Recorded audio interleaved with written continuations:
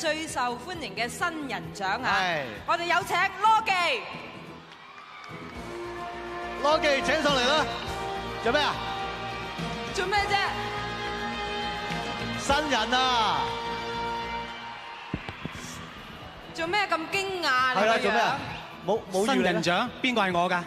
唔係，我哋請你上嚟頒獎啊！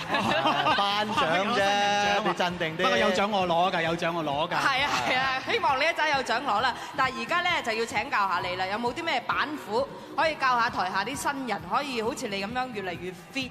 我話明新人有咩都要新啦，新形象啦，新歌路啦，乜嘢都要新。你睇吳君如而家做咗歌手以後咧，成個樣唔同嘅新人一樣係嘛？將嗰啲瞓覺衫的齊嚟着晒咁樣嚟亮相㗎啦。你都係啊，我都見過你着嗰啲咁嘅嘢出嚟亮相㗎。着咩啫？我今日冇着喎。今日好啲。咁啊，就算歌名都要新㗎喎，係嘛？新鴛鴦蝴蝶夢啦，咁你唱到好似包青天咁。乜都要新，咁唔怪得知嗰套咩新不了情係咁賣得啦。係啦，新馬師曾今日做咗慈善靈王。係喎。嗰啲咩新咩嗰啲社團咪越嚟越受歡迎係嘛？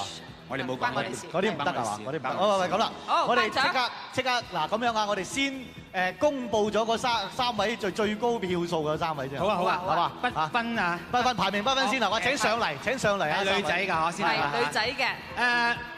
排名不分先係啦。排名不分先後嘅。未分啊！黃興平、楊采妮請上嚟先。呢3位咧就有機會咧得到金銀銅獎嘅，咁但係邊位得到邊個獎咧？上嚟自有分曉嚇。係。冇得趕，冇得吹㗎，佢哋係慢慢行㗎，着啲嘢衫靚啊嘛。年步珊珊，冇辦法，圈都冇辦法。好啦，好，邊位得到銅獎啊？羅技可以宣佈啦。逐個揭曉咯噃。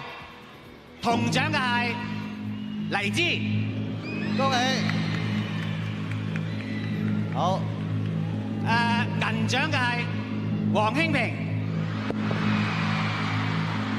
咁金獎得主即係唔使講啦，就係楊采妮啦。恭喜晒！好啦，